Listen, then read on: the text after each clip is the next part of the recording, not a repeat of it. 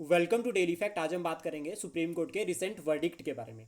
ये वर्डिक्ट जो है वो सोशलिस्ट और सेकुलर दो इंपॉर्टेंट वर्ड के साथ लिंक करता है, जिसमें सुप्रीम कोर्ट ने ये कहा कि सोशलिस्ट और सेकुलर वर्ड जो है वो इंटीग्रल पार्ट है हमारे संविधान का। अगर आप हमारे साथ नए जुड़े हो तो आप हमारे इनिशिएटिव को सब्सक्राइब कर सकते हैं और साथ में शेयर कर सकते हैं।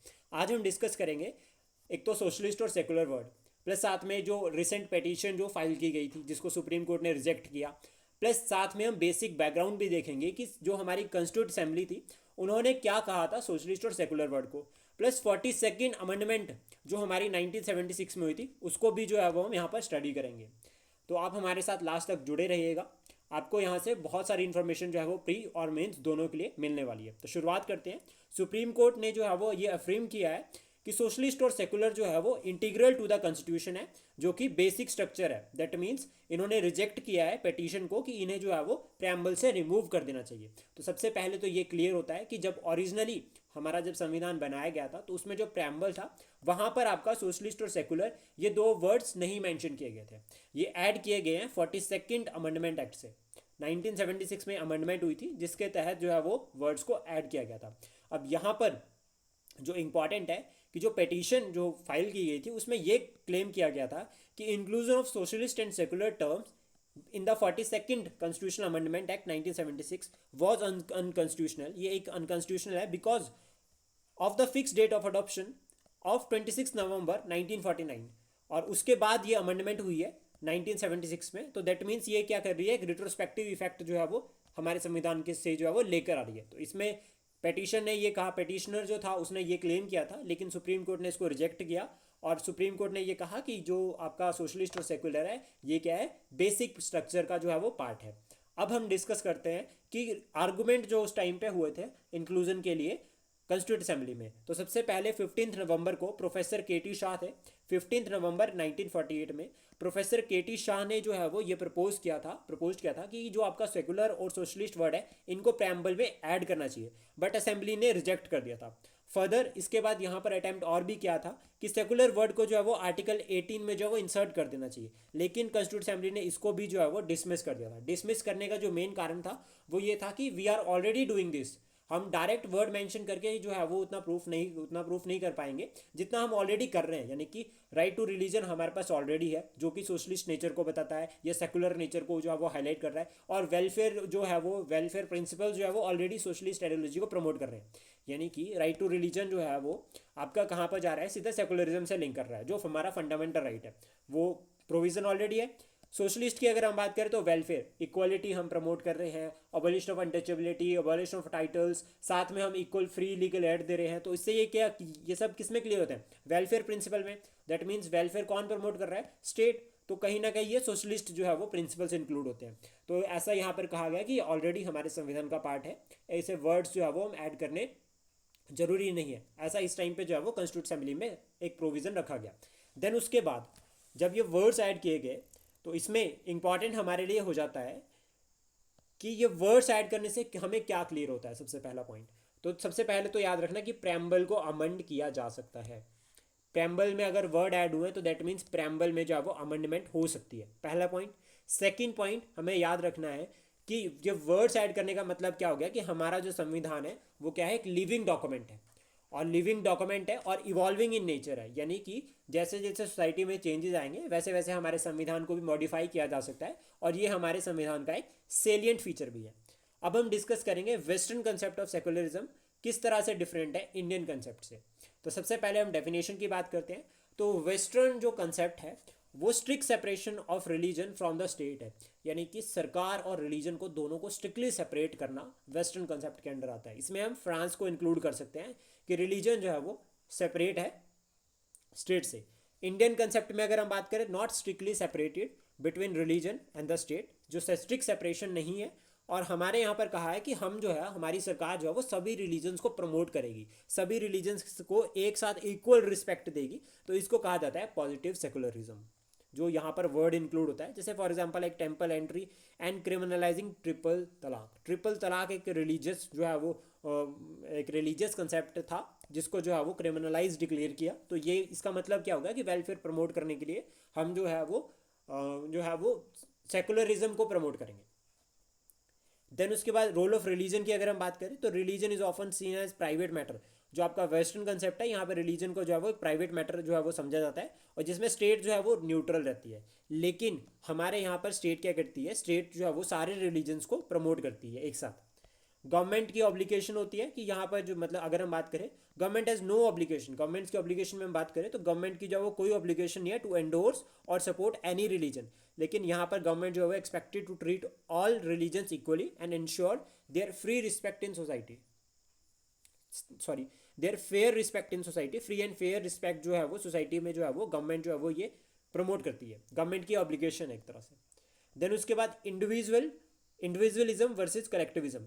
तो कहीं ना कहीं जो वेस्टर्न कंसेप्ट है वहाँ पर इंडिविजुअल राइट्स की तरफ जो वो फोकस किया जाता है, लेकिन भारत में कलेक्टिव और इंडिविजुअल दोनों राइट्स को प्रमोट किया जाता है। यानी कि राइट टू रिलीजन सिर्फ एक पर्सन का राइट नहीं है, एक ऑर्गेनाइजेशन का भी राइट है। ऐसा जो है वो यहाँ पे इसके रिगार्डिंग अगर हम बात करें कल्चरल एंड एजुकेशनल राइट, हमारे पास एग्जांपल आ जाता है जो कि आर्टिकल 29 और आर्टिकल 30 में जो है वो मेंशन्ड है। तो ये दोनों आर्टिकल भी इंपॉर्टेंट है। Article 29 minority as well as majority दोनों के लिए अवेलेबल है, ऐसा सुप्रीम कोर्ट ने कहा था। लेकिन आर्टिकल 30 जो है सिर्फ माइनॉरिटी के लिए, लिंग्विस्टिक और रिलीजियस माइनॉरिटीज़ के लिए ही जो है वो आपका आर्टिकल 30 अवेलेबल है। देन उसके बाद है कल्चरल कंटेक्स्ट की अगर हम बात करें, ऑफन डेवलप्ड, वेस्टर्न कंसेप्ट की हम बात करें सबसे पहले, ऑफन डेवलप्ड इन सोसाइटीज़, ठीक है, with a history of religious conflict and emphasizing neutrality. लेकिन यहाँ पर क्या है, developed in pluralistic society with a long history of coexistence among the various religion.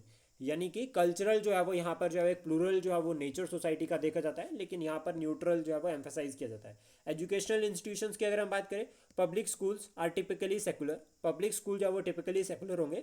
Provision religious instructions, लेकिन religious instructions नहीं होंगी, सेकुलर होंगे, दैट मीन्स नेगेटिव, बिल्कुल क्लियर सेपरेशन।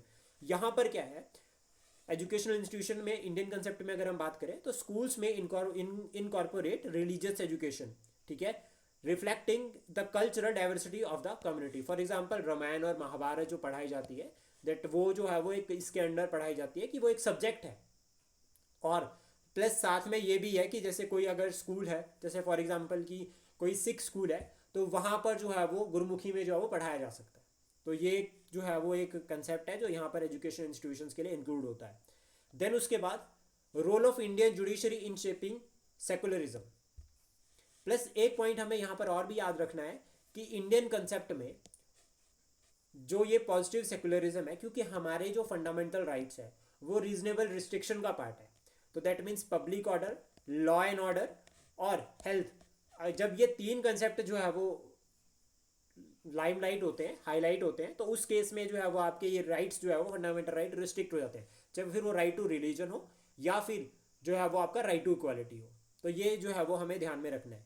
देन उसके बाद रोल ऑफ जुडिशरी, अगर हम बात करें कि जुडिशरी का जो है वो क्या रोल रहता है इन शेपिंग सेकुलरिज्म, तो सबसे पहले केस आया था 1962 में जिसका नाम था सरदार तहरुद्दीन सैदना साहिब केस। सैदना साहिब केस का ये जो है वो आपका केस है, जिसमें सुप्रीम कोर्ट ने ये कहा था कि आर्टिकल 25 एंड 26 यानी कि right to freedom of religion जो है ऑफ द कॉन्स्टिट्यूशन, ये हाईलाइट करते हैं secular nature of the democracy. अब इस टाइम पे जो है वो आपका सेकुलर वर्ड नहीं ऐड हुआ था, तो सुप्रीम कोर्ट ने ये कहा कि जो आपका आर्टिकल 25 और 26 है ये दोनों बताते हैं कि भारत एक जो है वो क्या है, डेमोक्रेटिक सेकुलर जो है वो नेशन है।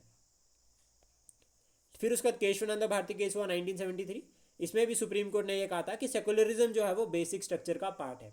सुप्रीम कोर्ट ने कहा कि सेकुलरिज्म जो है वो बेसिक स्ट्रक्चर का पार्ट है। बेसिक स्ट्रक्चर का डॉक्ट्राइन जो है वो कोर डॉक्ट्राइन है, ठीक है, जिसको जो है वो चेंज नहीं किया जा सकता। इवन पार्लियामेंट जो है वो अमेंड कर सकती है, पार्लियामेंट के पास ये पावर है अंडर आर्टिकल 368 के अंडर जो है वो पावर है कि वो संविधान को अमेंड कर सकती है, लेकिन विदाउट अफेक्टिंग बेसिक स्ट्रक्चर को इफेक्ट किए। और केशवानंद भारती केस में कहा कि सेकुलरिज्म जो है वो बेसिक स्ट्रक्चर का पार्ट है। देन उसके बाद 1976 में 42nd अमेंडमेंट हुई और सेकुलरिज्म और सोशलिस्ट इन दोनों वर्ड्स को ऐड किया गया संविधान में, या प्रेम्बल में अगर हम बात करें तो ऐड किया गया। देन उसके बाद एसआर बोमानी केस जो है वो आपका 1994 में हुआ था, जिसमें सुप्रीम कोर्ट ने ये कहा था कि सेकुलरिज्म जो है सिग्निफाई कर रहा है equal treatment of all religions, और साथ में जो टर्म जो ऐड की है सेकुलर, यहाँ पर जो है वो सेकुलर वर्ड को चैलेंज किया गया था, तो सेकुलर जो टर्म ऐड की गई है प्रेम्बल में बाय 42nd अमेंडमेंट एक्ट 1976, वो एम्फेसाइज कर रही है fundamental right protected under article 25 to 28। तो देखो सबसे पहले तो आर्टिकल 25-26 को सेकुलर नेचर कहा था कि वो सेकुलरिज्म को प्रमोट करते हैं, बताते हैं। देन उसके बाद ये कहा था कि जो वर्ड सेकुलर ऐड किया है ये कहीं ना कहीं एम्फोसाइज कर रहा है फंडामेंटल राइट्स को, जो प्रोटेक्ट कहाँ से कर रहा है, fundamental right to religion article 25 से लेकर 28। देन उसके बाद एक रिसेंट केस हुआ है अभिराम सिंह केस, 2017 में ये केस हुआ, जिसमें सुप्रीम कोर्ट ने ये कहा कि secularism does not require the state to be aloof from religion. इसका मतलब ये नहीं कि स्टेट को अलग रहना है, it rather it mandates equal treatment of all religion. तो दैट मीन्स यहाँ पर जो है वो सेकुलरिज्म को कहीं ना कहीं सुप्रीम कोर्ट ने डिफाइन भी कर दिया एक तरह से, तो ये इंपॉर्टेंट रहेगा। प्लस साथ में सुप्रीम कोर्ट ने ये भी कहा कि जो आपका religion and caste are integral to society and can not be entirely separated from the politics. Supreme court ने ये भी कहा कि आपका जो इंटीग्रल मतलब जो कास्ट, रिलीजन और कास्ट है, ये दोनों जो है वो इंटीग्रल टू सोसाइटी है and can not be entirely separated from the politics. Then यहाँ पर सुप्रीम कोर्ट ने कंडीशन रखी है, बट लेकिन पॉलिटिकल कैंडिडेट और उसके एजेंट को ये ध्यान रखना पड़ेगा कि रिलीजन, रेस, कास्ट, कम्युनिटी और लैंग्वेज ड्यूरिंग इलेक्शन जो है वो इनसे इनके लिए इनके थ्रू जो है वो अपील नहीं कर सकते। अगर वो ऐसा करते हैं तो वो एक करप्ट प्रैक्टिस होगी और उसके लिए जो है वो रिस्ट्रिक्शंस भी जो है वो सुप्रीम कोर्ट ने कहा कि इसको रिस्ट्रिक्ट किया जाएगा। देन इन कंक्लूजन अगर हम बात करें कंक्लूजन के पॉइंट ऑफ व्यू से, तो सुप्रीम कोर्ट की जो एफर्मेशन है of socialist and secular word into the as integral to the constitution basic structure, जो ये रिफ्लेक्ट कर रहा है। अगर देखो सुप्रीम कोर्ट की एफर्मेशन हो रही है सोशलिस्ट और सेकुलर वर्ड के साथ, तो और वो भी बेसिक स्ट्रक्चर के लिए, तो कहीं ना कहीं जो जुडिशरी का जो एक रोल है वो यहाँ पर क्लियर होता है कि जुडिशरी की जो इंटरप्रिटेशन है उसको जो है वो एक तरह से लिविंग करता है। मतलब जुडिशरी जो है वो इंटरप्रिटेट करती है, उस एस्पेक्ट को भी जो है वो ये हाईलाइट करता है। प्लस साथ में जो हमारा ये यूनिक जो हमारे ये फीचर्स है like unique socio cultural landscape of India और साथ में सोशल जस्टिस और इक्विटेबल रिसोर्सेज डिस्ट्रीब्यूशन, ये वेस्टर्न कंसेप्ट से हमें जो है वो जिस तरह से हम बात करते हैं कि हमें वेलफेयर प्रमोट करना है, ठीक है, और वेलफेयर में भी हमें जो इक्वल ट्रीटमेंट या पॉजिटिव सेकुलरिज्म, ये सभी जो है वो डिस्टिंक्शंस हैं जो हमें से वेस्टर्न कंसेप्ट से अलग बनाती है और हमारे संविधान को भी जो है वो थोड़ा सा यूनिक बनाती है। Thank you, please support, share and subscribe daily fact.